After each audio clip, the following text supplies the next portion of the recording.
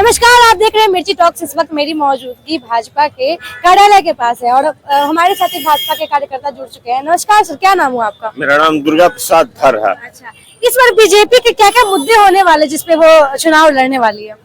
बिहार का मुद्दा मतलब बीजेपी का मुद्दा यही है कि बिहार में इंफ्रास्ट्रक्चरल डेवलपमेंट करेंगे, जीवन के बहुविध क्षेत्रों में विकास की धारा बढ़ाएंगे, चाहे वो शिक्षा हो, स्वास्थ्य हो, सड़क हो, सिंचाई हो, बिजली हो, पेयजल हो या अन्य क्षेत्र हो, कृषि हो, सहकारिता हो, हर जगह ढांचागत मजबूती के साथ जनता पार्टी की सरकार जनता के हितों में काम करेगी, यही इसका मुद्दा है। अच्छा, अब इंफ्रास्ट्रक्चर की बात कर रहे हैं तो हाल ही में एक अभी न्यूज आया था और इसमें देखा गया था कि मीठापुर के साइड में एक रोड फट जाता है बीच से और उसको मीडिया तक खबर ना पहुंची, इसलिए जल्दी जल्दी उसको भरा चल जाता है। तो इंफ्रास्ट्रक्चर तो काम हो रहा है, लेकिन उस पर आप देख रहे हैं कि मटेरियल किस तरीके का यूज हो रहा है। ठेकेदार जो चुने जा रहे हैं वो बहुत शायद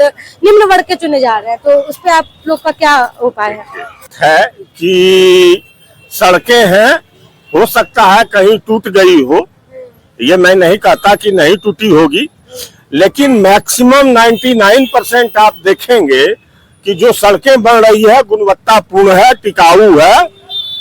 और पूरे बिहार में जो मतलब क्या कहते हैं रोड इंफ्रास्ट्रक्चर की बात जो है, सड़कों का संजाल बना दिया गया है। आप बिहार के किसी भी हिस्से से 3 घंटा में पटना राजधानी तक पहुंच सकते हैं, ऐसी व्यवस्था बनाई गई है। 20 वर्ष पहले जिस समय राष्ट्रीय जनता दल और कांग्रेस युति की सरकार हुआ करती थी, उस समय गड्ढों में सड़क हुआ करती थी। कोई भी ऐसा मामला नहीं बचा जिसके अपराधी नहीं पकड़े गए। मैं आपको बताती हूँ, हाल ही में एक पूर्णिया का केस आया जिसमें एक बच्ची 14 साल की बच्ची की रेप हो जाती है और ये 12 फरवरी को ये वारदात होती है और उसके माँ बाप पटना पूर्णिया वो बार बार घूम रहे हैं, उनको न्याय नहीं मिला है। और उनका कहना यह भी है कि सीबीआई जांच की मांग की गई थी, वो भी नहीं की जा रही है। प्रशासन व्यवस्था 1 महीने में छोड़ देती है। आपको मैं बता दूं कि एनडीए के शासनकाल में कोई भी पुलिस अधीक्षक की यह हिम्मत नहीं है कि वो एफआईआर दर्ज करके मतलब कार्रवाई नहीं करे। और इसके लिए डीजीपी जो है पुलिस मुख्यालय में दिल्ली बैठते हैं और उसकी सुनवाई सीधे करते हैं। अगर आम जनता को कोई कठिनाई हो तो डीजीपी विनय कुमार से संपर्क कर सकते हैं और उसके लिए दरवाजा हमेशा आपके हमारे मुख्यमंत्री नीतीश कुमार जी तक ये बात गई थी, उन्होंने कोई कार्रवाई नहीं की।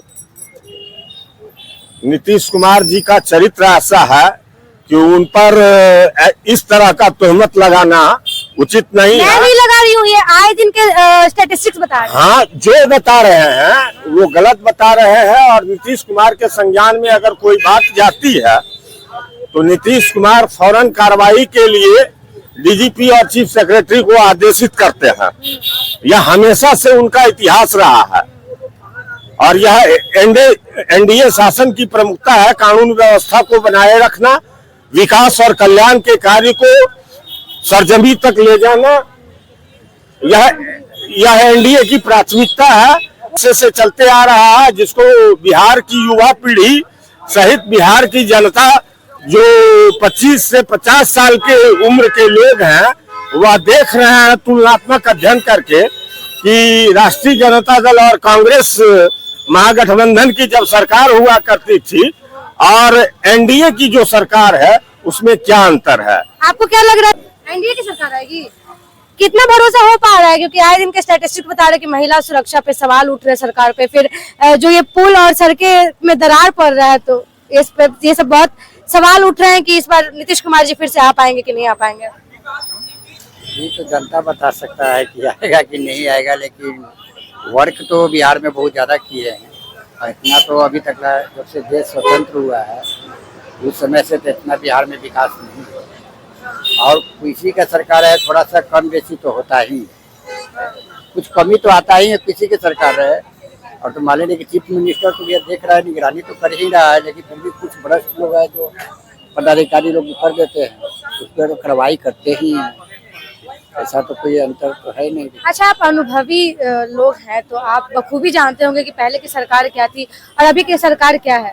तो आपको क्या लगता है कि क्या वो बारीक अंतर है दोनों में जो एक दूसरे से अलग बनाती है, और चुनाव को लेकर लोगों को एनडीए को सपोर्ट करना चाहिए ना कि फिर आरजेडी को? ऐसे तो वर्तमान में एनडीए को सपोर्ट करना चाहिए, क्योंकि बिहार में अभी जो विकास हुआ है उससे पहले कभी विकास हुआ था। हमारे 15 साल तो लालू जी की भी सरकार था, लेकिन क्या किए, किसी प्रकार का वर्क नहीं हुआ। आप भी जान रहे हो, किसी प्रकार का वर्क नहीं हुआ। सिर्फ एक चले पिलावन, लाठी पिलावन का रैली करवा।